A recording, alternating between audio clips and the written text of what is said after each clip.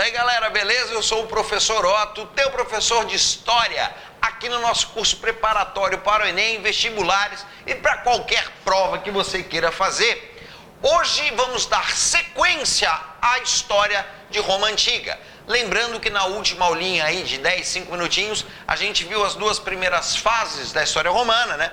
O monarquia e a república, e hoje a gente vai falar sobre o império.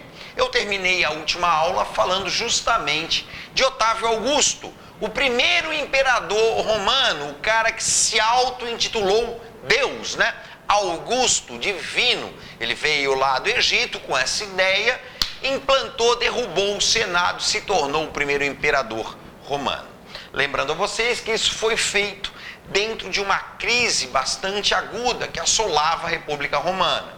Para tentar resolver essa crise, né, que foi consequência de um grande número de escravos entrando na economia romana, Otávio Augusto vai instituir, primeiramente, o que a gente chama de Pax Romana. O que é isso? É a paz romana. Primeira questão, ele vai manter menos tempo os plebeus no exército, permitindo que eles passassem mais tempo em suas terras, cultivando com suas famílias, e também vai trazer para o exército pessoas de fora de Roma, né? Legiões estrangeiras e coisas e tal, e vai segurar um pouco esse ímpeto expansionista, vai dar uma freada. Não é que no Império não há expansão, ela continua, só que de uma forma mais lenta, né? A Pax Romana faz com que essa expansão ela ocorra de uma forma mais gradativa, não aquele, né, Deus nos acuda que aconteceu no período republicano. A outra questão feita por Otávio Augusto é que mais cai em tudo que é vestibular, que é a tal da política do pão e circo. O que é isso? É a distribuição de alimentos durante a realização de grandes espetáculos. Agora, o que essa política do pão e circo ela fazia efetivamente? Galera, não é simplesmente vai lá distribuir pão, alegra o povo e está tudo certo. Na verdade, através da política do pão e circo, Otávio passava duas mensagens muito fortes. Quais? Primeiro, você não é um lascado, um pobre, um mendigo, você é parte de Roma. Então, naquele momento, o cara não se lembrava que ele era um pobre, que a família dele estava passando necessidade, coisa e tal. Naquele momento, ele representava a grande Roma. É a mesma história que Hitler faz lá com aquele bando de alemão lascado depois da Primeira Guerra Mundial, né? Nós somos os alemães. A mesma história Otávio já fez, muito tempo antes, fazendo o quê? Com que o povo humilde de Roma se sentisse muito forte e representando Roma durante os espetáculos. Agora, obviamente, tinha uma outra mensagem aí. Qual era? Se você for contra as leis de Roma, você vai lá para baixo.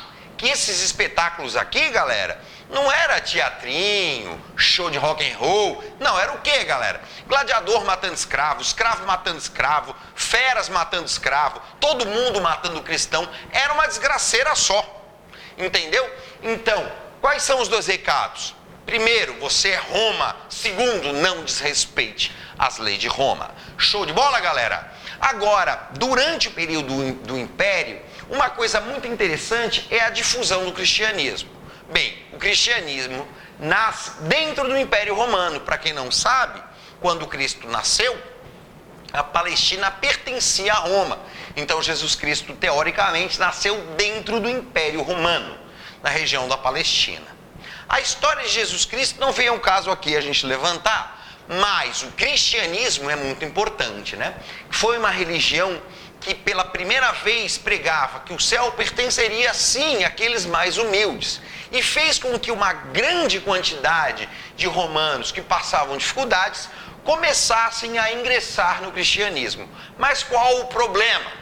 O cristianismo ele é monoteísta e os imperadores, a partir de Otávio, começaram a se intitular deuses, né?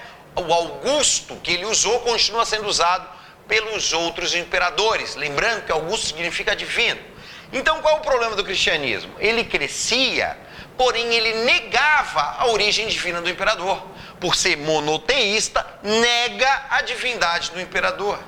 E o primeiro imperador a perseguir os cristãos foi Nero, que vai dar início a uma grande perseguição que vai se estender pelo século I, II e III.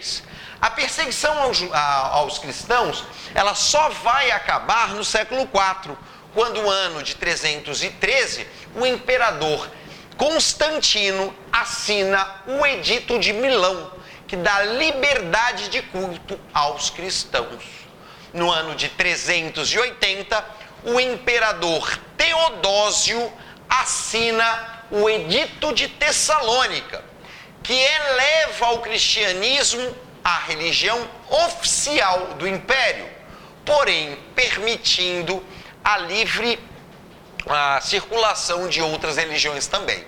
Então, lembrando, Nero inicia a perseguição no século I, e no século IV nós temos o Edito de Milão, que torna a religião, que libera a religião, né, que dá liberdade de culto, e o Edito de Tessalônica, que a torna oficial. Show de bola, galera? Vamos falar um pouquinho sobre a crise do Império. A crise do Império Romano se dá por diversos fatores. Primeiro, falta de escravos. As guerras de conquista diminuíram e com elas o número de escravos angariados pelo Império. Dentro de uma economia escravista, se eu tenho falta de escravo, eu vou ter o quê? Falência econômica, né? Ou seja, os romanos passam a não conseguir mais, o governo romano passa a não conseguir mais aquele grande volume de recursos. Sem esse grande volume, não consegue manter o seu exército forte. Então ocorre o quê? A desorganização do exército. E sem um exército organizado, obviamente, passa a sofrer uma grande pressão bárbara. O que vai ocorrer? No ano de 476, o Império vai ser invadido pelos Érolos, liderados por Odroaco. Roma cai. Toda Roma cai? Não. Por quê? Porque antes disso, no ano de 395, o Império foi dividido entre os filhos de Odroaco, entre os filhos de Teodósio, criando o Império Romano Ocidental e o Império Romano Oriental. O império que vai cair é o ocidental. Então, em 476, os Érulos invadem Roma, derrubando o Império Ocidental. O Império Oriental, ao longo da Idade Média, vai passar a ser chamado de Império Bizantino e só vai cair em 1453, quando termina a Idade Média e começa a Idade Moderna. Valeu, galera! Um abraço e até a próxima!